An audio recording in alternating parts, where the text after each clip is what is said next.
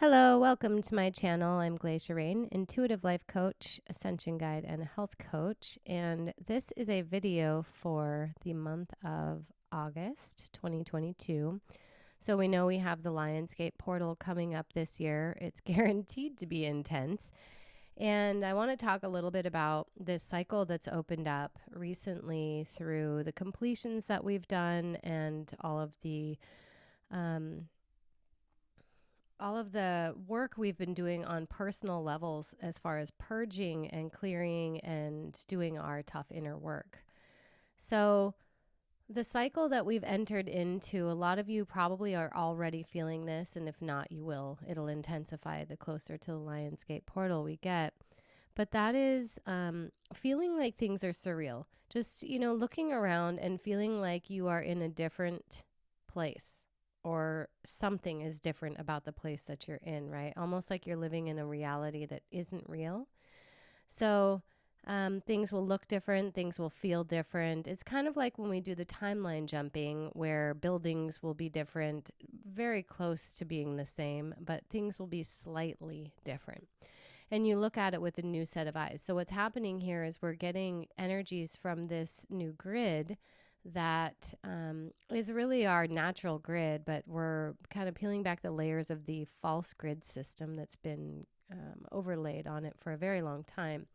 And so when this happens, we'll look around and we just don't feel like we're in the same reality. And that's because vibrationally we're not. Yes, it looks similar. It's not like your house changes, unless you moved, of course. But, it's not like you walk up to your house and you're like, wow, that's a complete different house I don't recognize. That's like way too far. As far as the shifts go, it would cause way too much distress to be in a reality like that.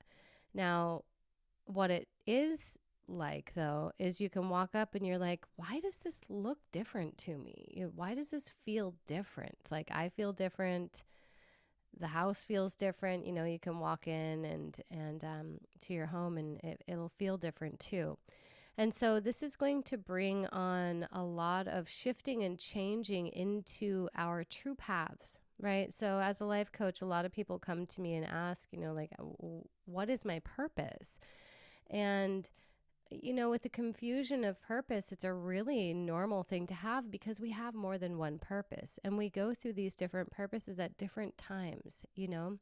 So it's not like we have one thing we have to accomplish and that's that. It's a series of things that we're being guided through by our higher consciousness or our higher self. So when things look different or feel different, it can trigger the ego to make you think that something's wrong. Okay? It can make you feel like things changed, they're not normal, something's wrong, and then that can create problems in itself if you're trying to figure out what's wrong and there's actually nothing wrong. So that would have you very distracted from your actual path, and that's just something to look out for, okay? And so when you're shifting into a reality that supports your true path, a lot of us feel like we want to be of service to others, and we are of service to others. In fact, a lot of humans are at their best when they're in service to others and makes them feel rich as far as their life experience goes, right?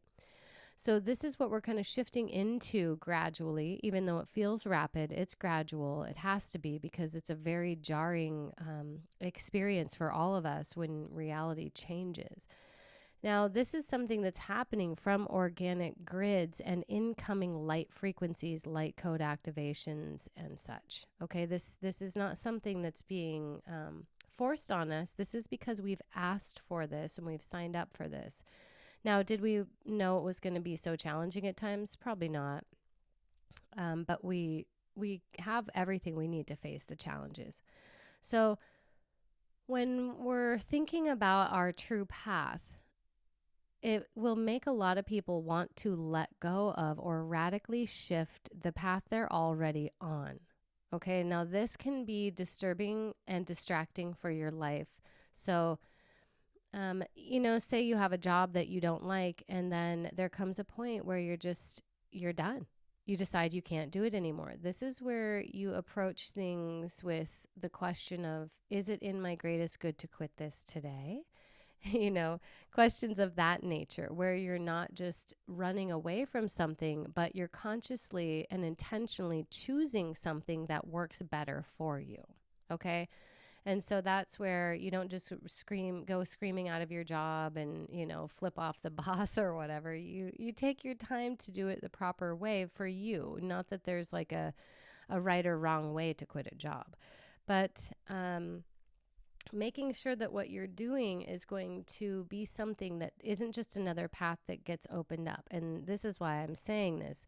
With this new energy coming in, we feel supported again, or we're starting to. We also feel an enormous amount of creative energy. So our creativity has, us just doing art and trying out new things. We're exploring new areas of life, right? And this can make you want to, you go into an ice cream store and you want to try all the flavors. So it can be like that if you're not careful, because inspiration is your natural state of being. Curiosity and inspiration are your normal states. And so when we have the support we need, when we have the light structure in place, meaning the grid, and we have opportunities available, of course, we're going to check them out, for the people who love to check out new things. Not everyone does. But if you're checking out new things, you may feel really inspired for a little bit and go ahead and try the shoe on. But you don't have to throw away your other shoes, right?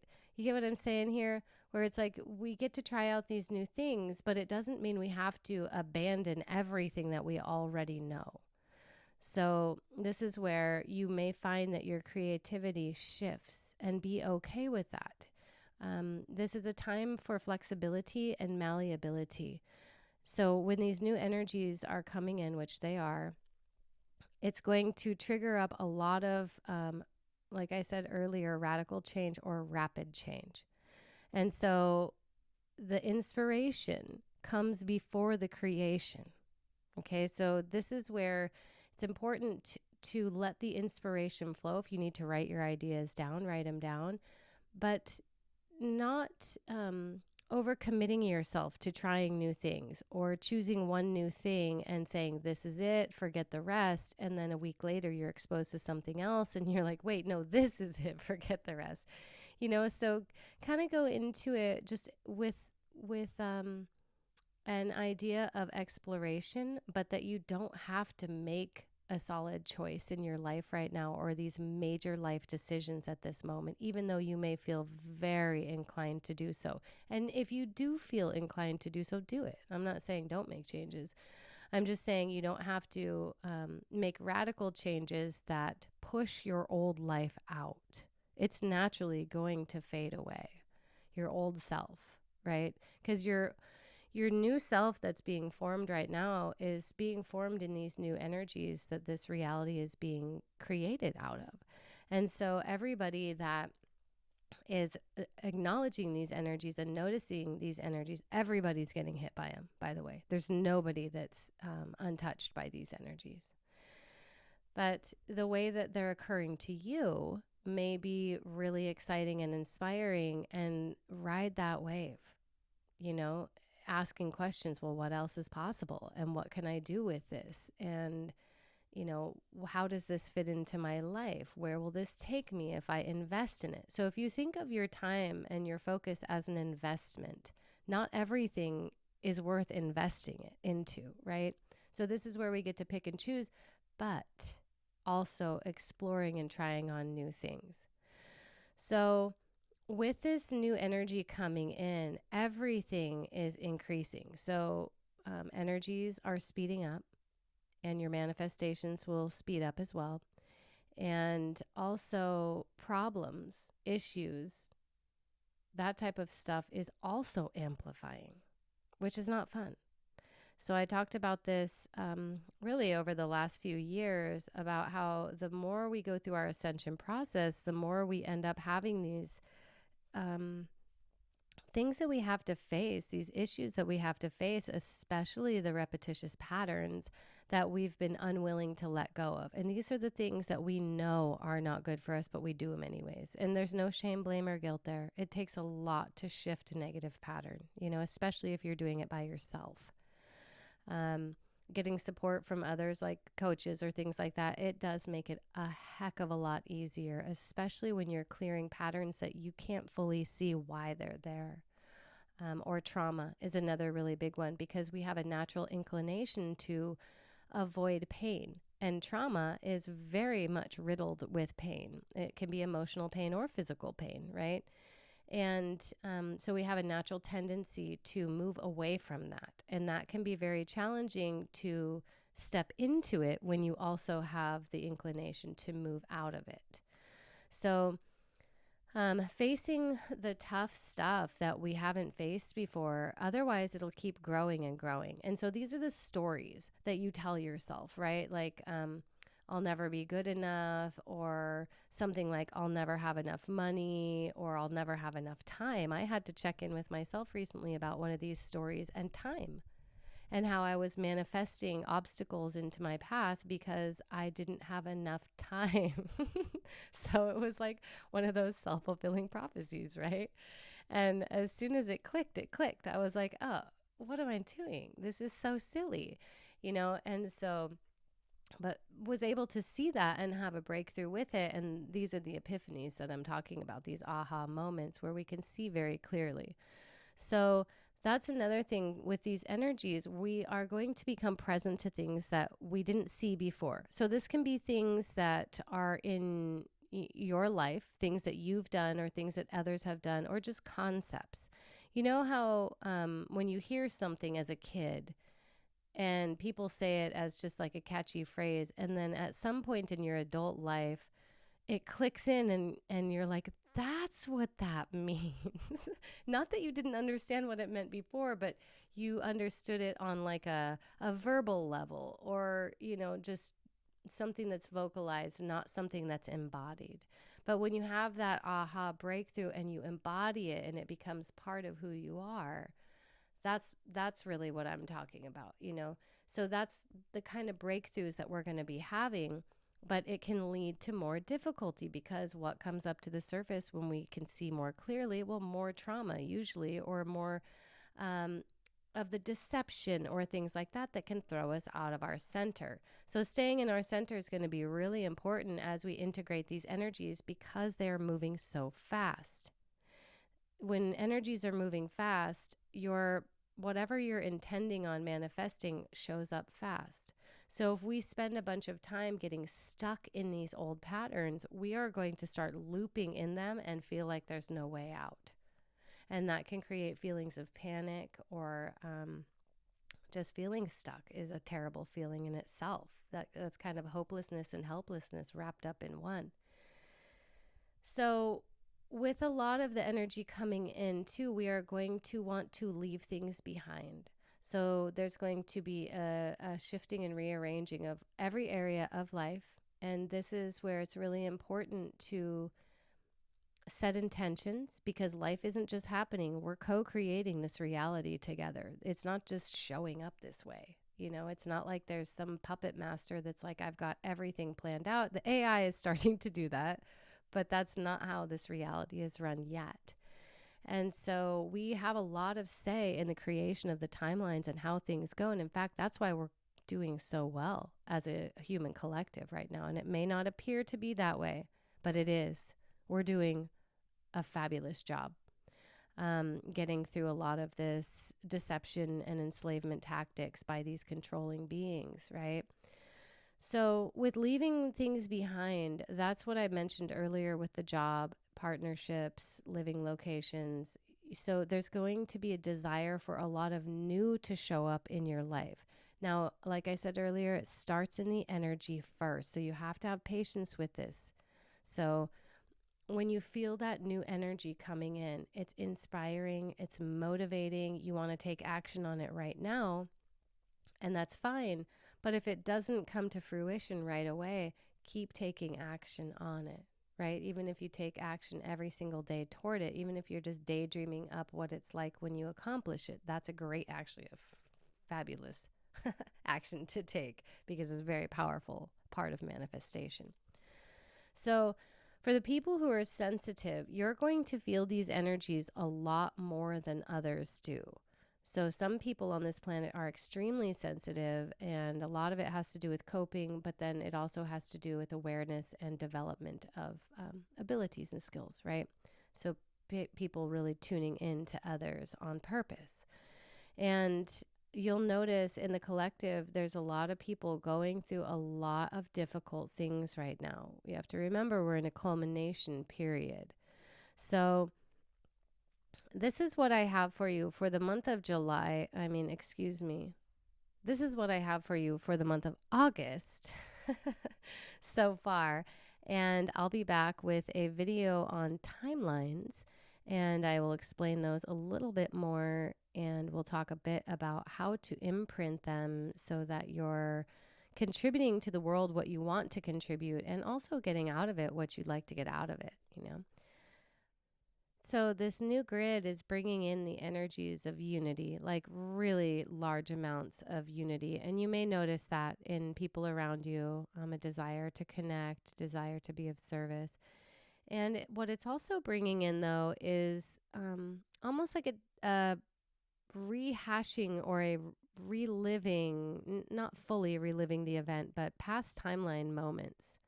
So this can kind of feel like deja vu, even though it's not. It can just feel like a very familiar pattern of energy.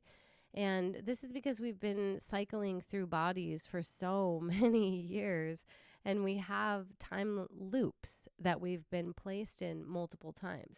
And when we have these time loops, we end up having the same event, or it's an event that's very similar. So the structure of it is the same. The overall energies are the same, but it can be different people, different locations, and such, right? But we'll be doing that a bit. And that's where many of us don't want to relive these events. This is why it's like kind of bottom of the barrel stuff that we're facing, because it's the stuff we don't want to acknowledge. We wish it didn't happen, you know? And so if you know how to do EFT, you can do some EFT on the things that you wish never happened. You know, you pick 5 of them and do 5, even 5 a month, you're going to change your life. And that's just a way to help keep moving this stuff that happened out, you know, because if you think about it, you are a really old being. Most of you are very old, and you have been through the ringer in many lifetimes. And all of that is culminating right now. And that's why things feel so out of control and heavy, and so many different things are happening at once.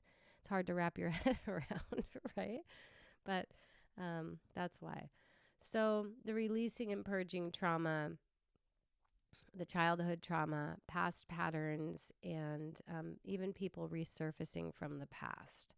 So this can be, you know, your long lost cousin that you thought was never going to show back up, and then suddenly they're in your life again, you know, just kind of things like that coming back around for completion. So this is a time of completions, completion, completion, completion. That we are in that, and the reason is because we're opening up a new cycle. So you don't take the old stuff and bring it into the new cycle. You close it out, right? So that's what we're kind of doing. That's why there may even be a sense of urgency in some of this as well, where people are like, I just feel like I have to get all this stuff done. No, don't get caught up in overwhelm. That energy is a distraction, the energy of overwhelm. You can do what you can do, right? And we tend to have these expectations of being extremely efficient. And the more you produce, the better you are. And you're a good person if you do, right? But really, if you throw away the judgments, you know, what do you want to contribute in the world? And stick to that. Not what do you think you should be doing, or, you know, we tend to run these stories in our minds about what we have to do. And it can make us feel important, but it can also be just that task mind, you know, where that part of your mind is focused on getting stuff done. And it wants to get more done, or feels like you should because there's some inherent value to more production, right? So be careful of that. Um, all right, family. Thank you so much for being here. Keep up the good work. You are doing so wonderful. I hope all of you know that. You're beautiful people up to beautiful things, and really stand in your power, set your intentions for the good of all, and keep creating, my friends.